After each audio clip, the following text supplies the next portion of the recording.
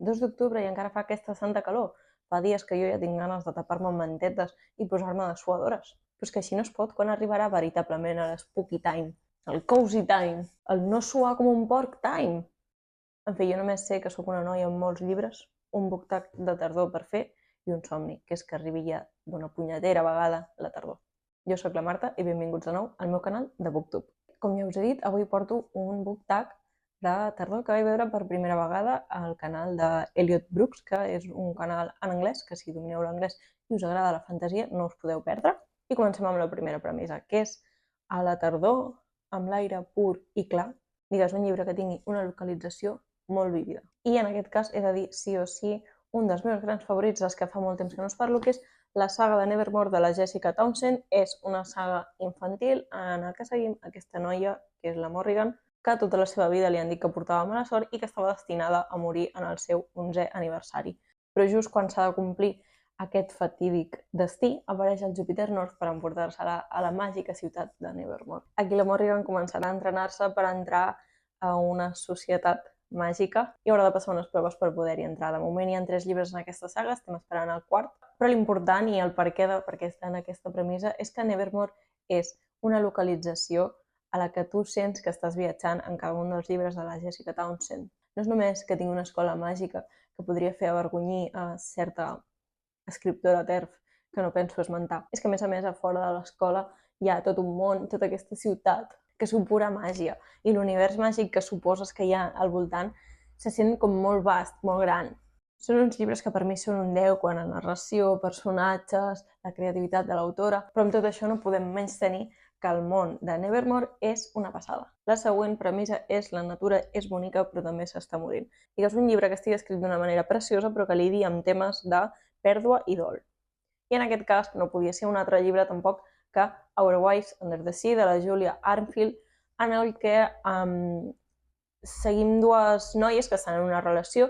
Una d'elles ha anat al fons del mar a fer com una investigació i per problemes de la vida es queden allà més mesos dels que tenien pensats. Llavors la nòvia, que està a terra ferma, la troba molt a faltar, escriu, reflexiona sobre com troba a faltar aquesta persona, però és que un bon dia la que estava al submarí torna, però torna canviada. Alguna cosa vista allà baix, que no sabem ben bé què és, però l'ha canviat totalment.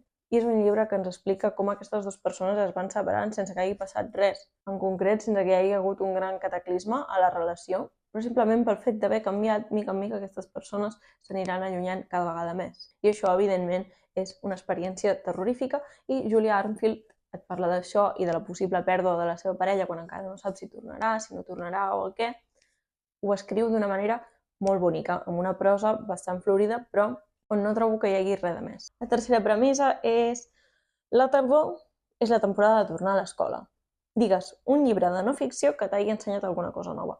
Jo aquí estic farta de recomanar a la Caitlin Doughty, encara no sé com no l'he llegit tots, i us podria dir qualsevol dels 3 llibres que he llegit d'ella, però us diré el de Hasta les cenizas. No sé si va ser el primer llibre que vaig llegir d'ella, però em sembla que és el que més m'ha agradat. I en aquest llibre, Caitlin Doughty, que és una treballadora de la indústria funerària, ens explica com van ser les seves experiències treballant quan s'estava formant encara en un crematori. A mi m'agraden molt els llibres de la Caitlin Doughty perquè t'ensenyen a prendre la mort d'una manera diferent i sobretot com la gestionem una vegada ja ha passat, inevitablement. Però és que aquest llibre em va semblar en concret fascinant perquè t'obre la porta a com és treballar en un crematori d'aquests i com és també tenir una opinió una mica dissident dins del món de la indústria funerària.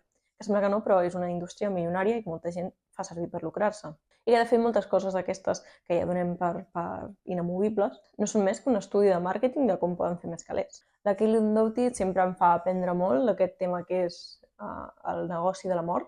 I, com sempre us dic, si us fa mandra llegir-vos els seus llibres, que els teniu tots traduïts al castellà, també teniu la possibilitat de mirar els seus vídeos a YouTube, Ask a Mortician, que són super interessants i, a més, la tia té un sentit de l'humor que és deliciós. I portem el mateix pentinat, o sigui que som col·legues. La quarta premissa és, per mantenir-nos calentons, està bé passar més temps amb la gent que ens estimem. Digues, una família ficcional, una llar ficcional o un grup d'amics que t'agradaria, del qual t'agradaria formar part. I en aquest cas no em vull fer pesada, però tampoc he tingut gaire dubte.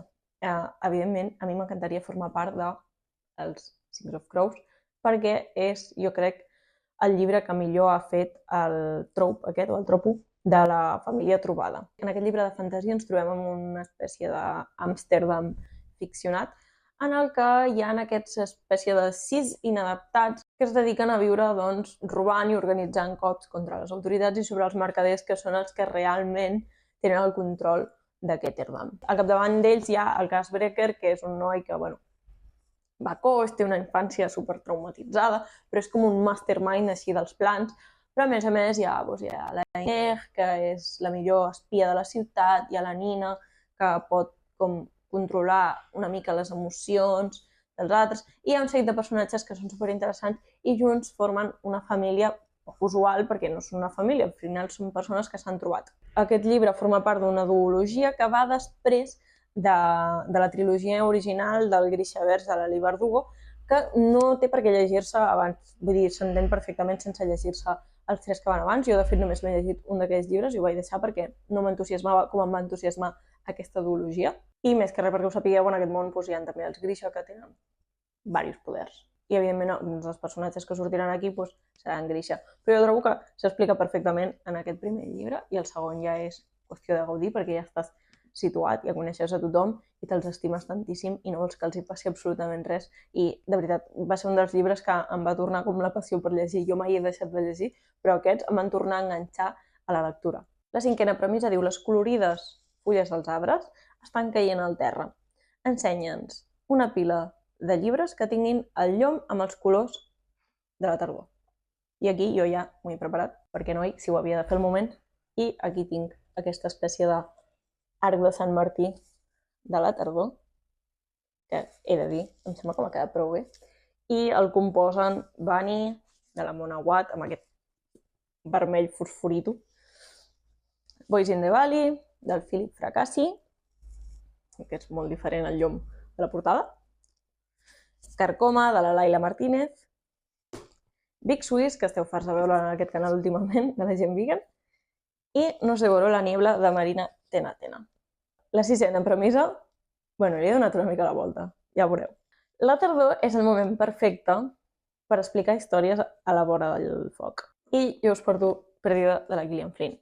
Ric perquè la premissa jo crec que ho feia anar més per alguna cosa així més cookie, tipus contes de fades o alguna història així més agradable, i jo us he portat aquesta super mega pertorbadora història que és Perdida.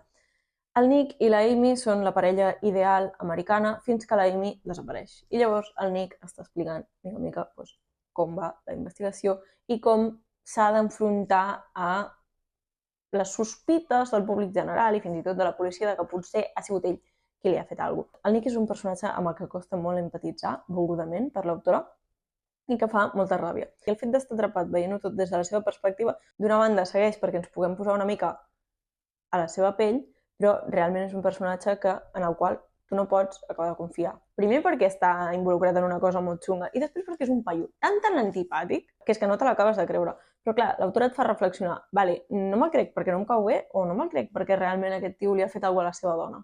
És un llibre boníssim, jo el vaig llegir després d'haver vist la pel·lícula, que em va encantar, per cert, i trobo que van fer una gran feina agafant el Ben Affleck com a Nick, perquè amb aquella cara d'idiota que té no el podia fer ningú més. És un llibre que val tantíssim la pena. Encara que sàpigues què passa, jo crec que és la millor història que us poden explicar aquesta tardor. La 7a premissa és: les nits s'estan fent cada cop més fosques, comparteix una lectura que sigui creepy i fosca. I clar, jo us he de dir L'exorcista de William Peter Blatty, perquè la veritat és que és d'aquells llibres clàssics que jo, quan el vaig llegir, quasi m'ho faig a sobre.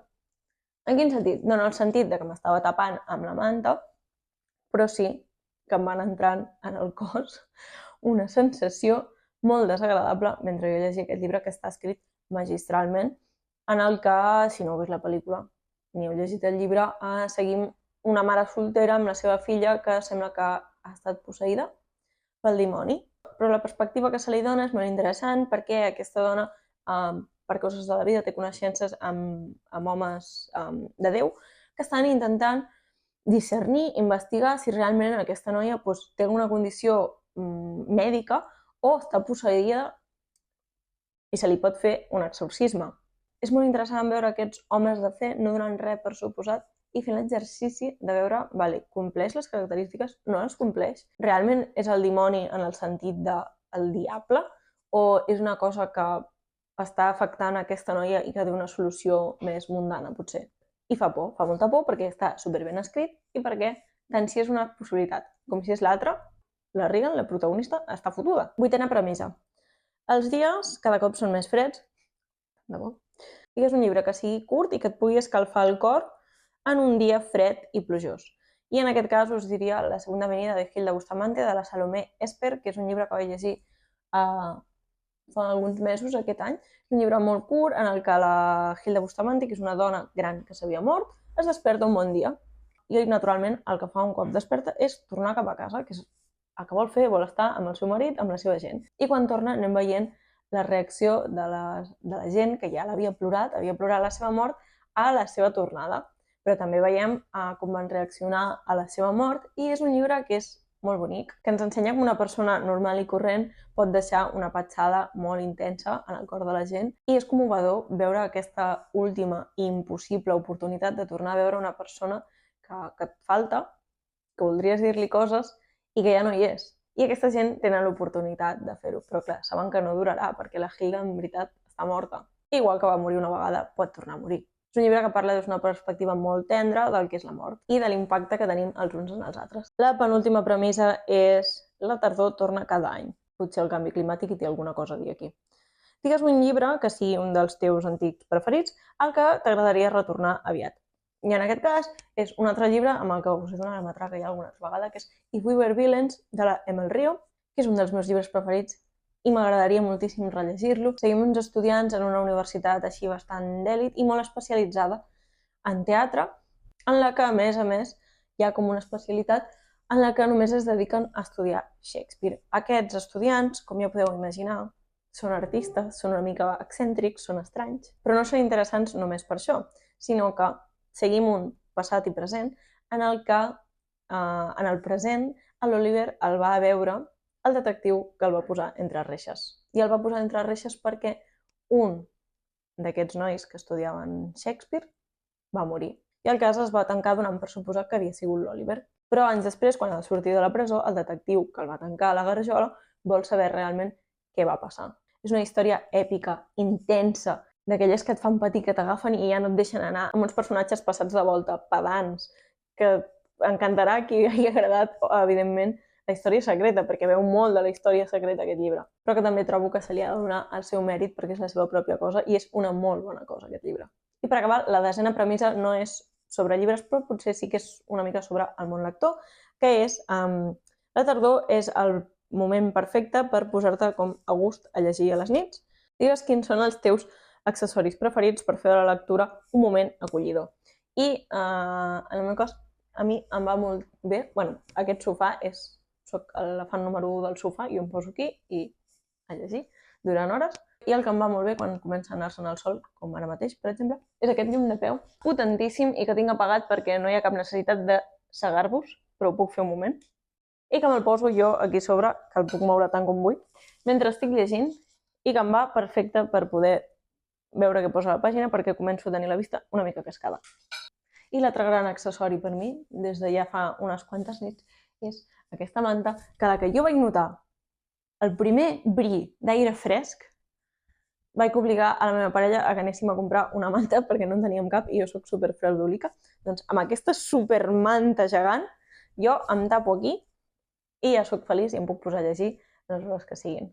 Ara m'estic fixant que amb aquesta manta semblo els hobbits quan els donen la capa aquella als elfos. En fi, això és tot pel book tag aquest de tardor que us he traduït macarrònicament, però que em va agradar molt quan el vaig veure i que us el volia portar al canal. Us animo a contestar les preguntes també, si us fa molta mandra me les podeu deixar als comentaris, que us estaré llegint aquí atentament dins de la meva manteta. I ens veiem de nou en el proper vídeo. Apa, siau!